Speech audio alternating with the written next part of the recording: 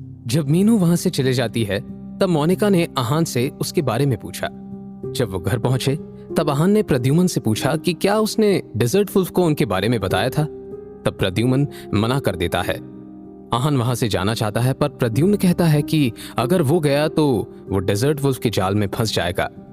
आहान रुक जाता है और अगले दिन गोल्ड कॉइन ढूंढने के लिए प्रद्युमन के साथ वर्मा मैंशन जाता है।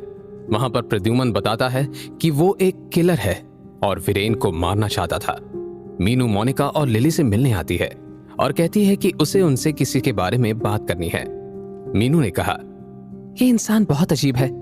मैंने कभी नहीं सोचा था कि मुझे इससे प्यार हो जाएगा, पर अब जब भी मैं अकेली होती हूँ तब बस उसी के बारे में सोचती हूँ। मोनिका समझ गई थी कि वो किसके बारे में बात कर रही थी, पर उसने कुछ नहीं कहा। मीनू ने अपनी बात कंटिन्यू की और कहा, मुझे धीरे धीरे ऐसा लग रहा है जैसे मुझे उससे प्यार हो गया है, पर मैं ये बात एक्सेप्ट नहीं करना चाहती थी।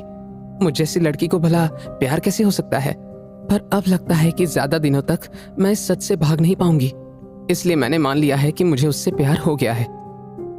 ऐसा लग रहा था जैसे मोनिका उसकी बात अच्छे से समझती थी, इसलिए उसने कहा, तुम आहान की बात कर रही हो ना?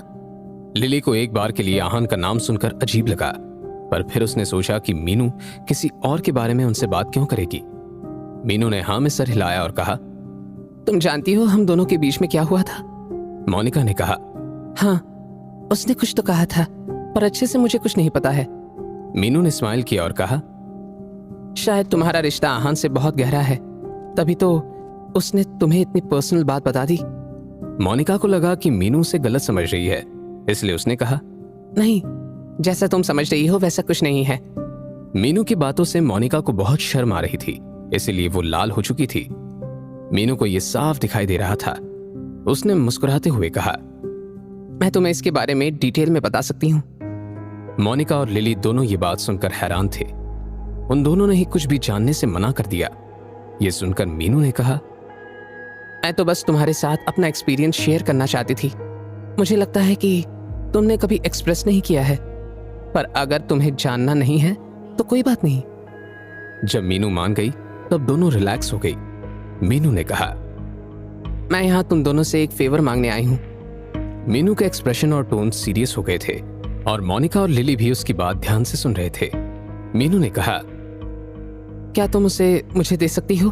मैं रिक्वेस्ट कर रही हूं, तुम मुझसे जो चाहो वो मांग सकती हो। मेरे हाथ में हुआ तो मैं जरूर दूंगी। जब मीनू ने बोलना बंद किया तब दोनों बहनों की आंखें खुली की खुली रह गई। ऐसा लग रहा था जैसे दोनों किसी गहरे सदमे में चली गई थी। उन्होंने कभी सपने में भी नहीं सोचा था कि मीनू उनसे ऐसे रिक्वेस्ट करेगी।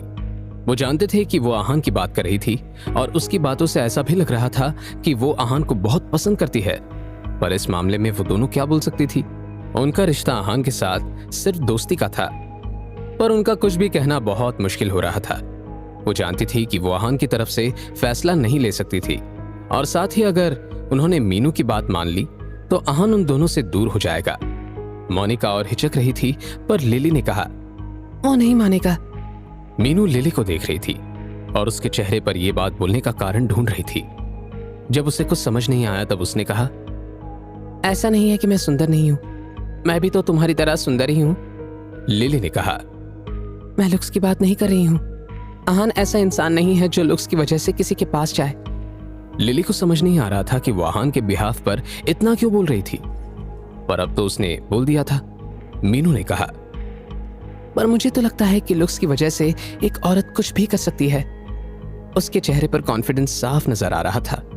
उसके हिसाब से उसके और आहान के बीच में जो कुछ हुआ था वो उसकी लुक्स की वजह से हुआ था। मोनिका ने कुछ सोचा और कहा, यह आहान की पर्सनल लाइफ है, हम इसके बीच में नहीं पड़ना चाहते हैं। तुम्हें जो करना है तुम वो कर सकती हो। आहान को छोड़ना या उसे मनाना हमारे हाथ में नहीं है। उसने क्लियरली कुछ नहीं कहा था, पर मीनू के हिसाब से उसने मना कर दिया था। मीनू ने मोनिका से पूछा, तुम आहान को पसंद करती हो? उसने ये बात बहुत मायूस होकर पूछी थी और ऐसा लग रहा था जैसे वो इसका जवाब जानती थी। उसे कहीं ना कहीं लग रहा था कि मोनिका आहान को पसंद करती थी। दोनों को इस सवाल की उम्मीद नहीं थी।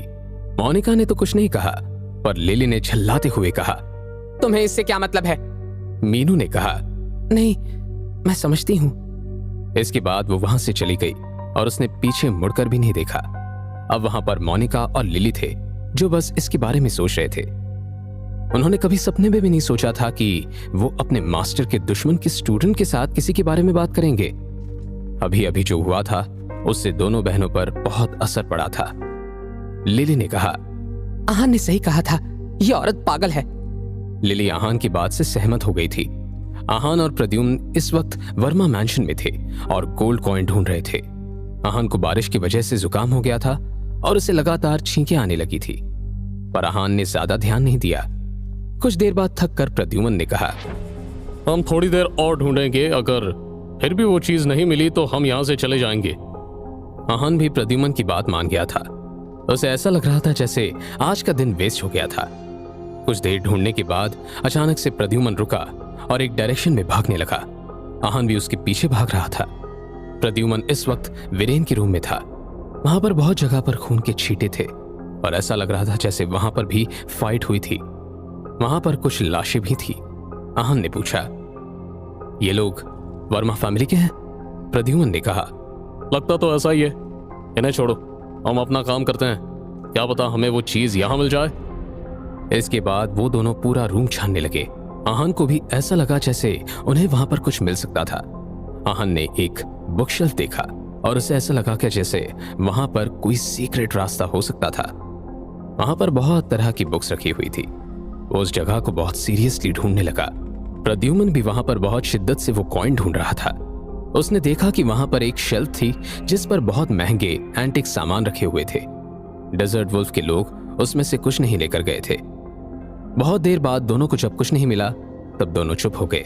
आहान ने जैसे ही एक कदम बढ़ाया और दूसरी तरफ जाने लगा, अचानक से उसका पैर फिसला और उसे ऐसा लगा जैसे किसी ने उसे नीचे खींच लिया था।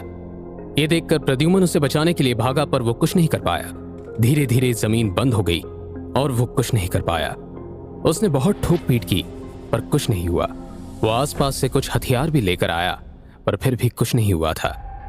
उधर आहान सीधा नीचे नहीं गिरा था बल्कि स्लाइड होते हुए नीचे जा रहा था। जब वो नीचे आया तब उसने धीरे से कहा, शिवांक, क्या ये तुम हो? उसे कुछ दिखाई नहीं दे रहा था पर उसे ऐसा फील हो रहा था कि उसके सामने कोई खड़ा था और उसका इंट्यूशन कह रहा था कि वो शिवांक था।